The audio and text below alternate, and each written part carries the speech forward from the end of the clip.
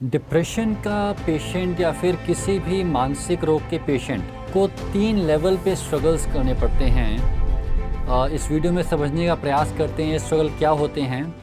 नमस्कार, मेरा नाम डॉक्टर प्रवीण त्रिपाठी है। मैं एक सीनियर साइकेट्रिस्ट, डी एडिक्शन और सेक्सुअल डिसऑर्डर स्पेशलिस्ट हूँ। हमने देखा है कि जब भी किसी पेशेंट को डिप्रेशन की दिक्कत होती है या एंग्जाइटी की दिक्कत होती है, कोई भी मानसिक बीमारी होती है, तो जो सबसे पहला स्ट्रगल उसका होता है वो अपने खुद के साथ होता है। उसका खुद के मन के साथ एक स्ट्रगल होता है। मान लीजिए कोई पेशेंट है, मान लीजिए एक फ़ीमेल है 25 साल के, 28 साल के, 30 साल की, या फिर एक मेल हैं सिमिलर एज के, और उनको कुछ समय से डिप्रेशन के लक्षण आ रहे हैं।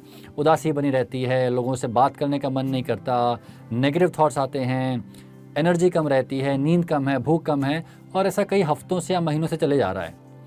अब ये सब लक्षण आने से पहले शायद लाइफ में कुछ ख़राब घटना घटी हुई थी, या फिर शायद कुछ नहीं भी हुआ था और बिना किसी रीज़न के ये सिम्टम्स आ रहे हैं।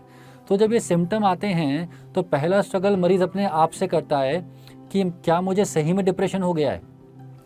इस बात को एक्सेप्ट करना कि मुझे कुछ बीमारी हो गई है पेशेंट के लिए बहुत मुश्किल रहता है, और इस बात को एक्सेप्ट करना कि मुझे कुछ मानसिक बीमारी हो गई है, ये तो और भी मुश्किल रहता है। सबसे कॉमन प्रॉब्लम आती है, लोगों को लगता है कि अगर उनको डिप्रेशन या एंग्जाइटी की दिक्कत है तो इसका मतलब यह है कि वो कमज़ोर हैं या फिर वो वीक लोग हैं। तो अपने आप से लड़ने लगते हैं कि मुझे डिप्रेशन नहीं हो सकता, मैं इतना कमज़ोर नहीं हूँ कि छोटी मोटी लाइफ की दिक्कतों से मुझे डिप्रेशन हो जाए, मैं हार नहीं मान सकता।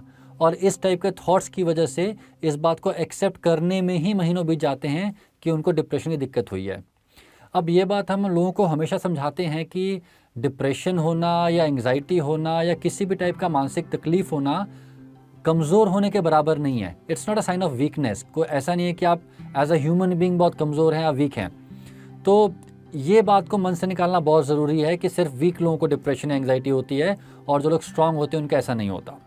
तो ये पहला स्ट्रगल जो होता है वो खुद के साथ होता है। सेकेंड स्ट्रगल आता है फैमिली मेम्बर्स के साथ। जब एक इंसान जिसको कोई दिक्कत हो रही है वो अपने आप से कन्विंस हो जाता है कि कुछ तो प्रॉब्लम है, तो वो शेयर करता है अपनी प्रॉब्लम को फैमिली मेम्बर्स के साथ या फिर किसी क्लोज फ्रेंड्स के साथ। और अनफॉर्चुनेटली मैक्सिमम केसेस में फैमिली मेम्बर्स भी पेशेंट को बोलते हैं कि तुम्हें कुछ नहीं हुआ है। मान लीजिए किसी ने बोला कि डिप्रेशन हो रहा है, तो फैमिली मेम्बर बोलेंगे डिप्रेशन कुछ नहीं होता, खुश रहा करो, अपने दिमाग को शांत कर लो, अपने दिमाग में नेगेटिव थॉट्स मत आने दो, या फिर तुम कुछ ज़्यादा ही सोच रहे हो। और ऐसी बातें बोल के वो जो पेशेंट था, जो कि एक मदद की गुहार कर रहा था, मदद की उम्मीद कर रहा था, उसको चुप करा दिया जाता है। अब देखिए, डिप्रेशन के पेशेंट को ये बोलना कि नेगेटिव विचार मत आने दो और खुश रहा करो, वही चीज़ है कि आप किसी पेशेंट जिसको बुखार हो गया है बोलें कि टेम्परेचर कम कर दो, बुखार कुछ नहीं होता, टेम्परेचर कम कर दो। ऐसा बोलने से बुखार उतर नहीं जाएगा। और डिप्रेशन के पेशेंट को ऐसा बोलने से कि डिप्रेशन कुछ नहीं होता, ये सब मन की बातें हैं, डिप्रेशन ख़त्म नहीं हो जाएगा। तो ये जो सेकंड लेवल है जहाँ पे परिवार वाले समझ नहीं पाते हैं और एक तरीके से मरीज़ का बात को नज़रअंदाज कर देते हैं, वो प्रॉब्लम को कुछ महीनों के लिए और बढ़ाता है, क्योंकि पेशेंट को भी शक हो जाता है कि शायद हाँ मुझे कुछ हुआ नहीं है, मैं कुछ ज़्यादा ही सोच रहा हूँ, और वो इस बात को फिर वहीं पर रोक देता है, ट्रीटमेंट के लिए नहीं जा पाते। अनफॉर्चुनेटली थर्ड लेवल जो आता है स्ट्रगल का, वो कई बार आता है डॉक्टर की वजह से।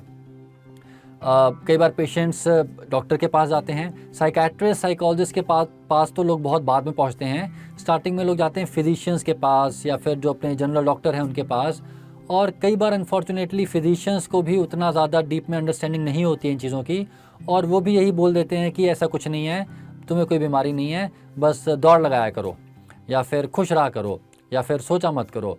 तो पेशेंट को लगता है कि अब तो डॉक्टर ने भी मना कर दिया कि कुछ नहीं है, तो फिर कुछ नहीं ही होगा। अब प्रॉब्लम ये है कि ये जो 3 लेवल्स इस पे कि प्रॉब्लम रुक रही है, डायग्नोज नहीं हो पा रही है, आगे नहीं बढ़ पा रही है, वो प्रॉब्लम को और बढ़ाता है। हमने देखा है कि जब तक पेशेंट हमारे पास पहुंचते हैं, साइकेट्रिस्ट या साइकोलॉजिस्ट के पास पहुंचते हैं, तब तक वो काफ़ी सारा टाइम वेस्ट कर चुके होते हैं, और जो प्रॉब्लम शायद बहुत आसानी से बहुत पहले ठीक हो चुकी होती, वो थोड़ा एडवांस स्टेट पे आती है। अब देखिए, मुझे ये बात पता है कि जब फैमिली मेम्बर्स मना करते हैं कि कुछ नहीं हुआ है, तो उनकी इंटेंशन ख़राब नहीं है, वो अपने फैमिली मेम्बर के लिए अच्छा ही चाहते हैं, लेकिन वो भी डरते हैं कि ये साइकेट्रिक इलनेस हो गई तो बहुत ख़राब बात हो जाएगी, दुनिया क्या बोलेगी, लोग क्या बोलेंगे और समाज क्या बोलेगा। और उसी चक्कर में उसको दबाने का प्रयास करते हैं। लेकिन देखिए, एक बात को समझिए कि अगर किसी व्यक्ति को डिप्रेशन होता है, बढ़ जाता है, कॉम्प्लिकेशंस होते हैं, तो कोई भी समाज के व्यक्ति, कोई भी पड़ोसी, कोई भी रिश्तेदार उसको बचाने के लिए नहीं आने वाला है। उसको अपनी ज़िंदगी खुद ही काटनी पड़ेगी, अपना स्ट्रगल खुद ही करना पड़ेगा। तो जो लोग आपके ख़राब टाइम में आपका साथ नहीं देने वाले, उनकी बातों की वजह से आप अपने इलाज को मत रोकिए। तो अगर ऐसा कुछ भी लक्षण आपको अपने में मिलता है या किसी परिवार वाले में मिलता है, किसी दोस्त में मिलता है, तो आप जिस भी शहर में रहते हैं उस शहर के साइकियाट्रिस्ट से मिलिए या फिर क्लिनिकल साइकोलॉजिस्ट से मिलिए और अपना इलाज शुरू करवाइए। तो दोस्तों, इन सब वीडियोस के माध्यम से हमारा प्रयास सिर्फ इतना है कि लोगों को मानसिक बीमारियों के बारे में, साइकियाट्रिक डिसऑर्डर्स के बारे में कुछ जानकारी दी जाए उस भाषा में जिसको वो समझते हैं। और अगर आप हमारे से जुड़ना चाहते हैं तो आप इस चैनल को सब्सक्राइब कर सकते हैं। धन्यवाद, शुक्रिया।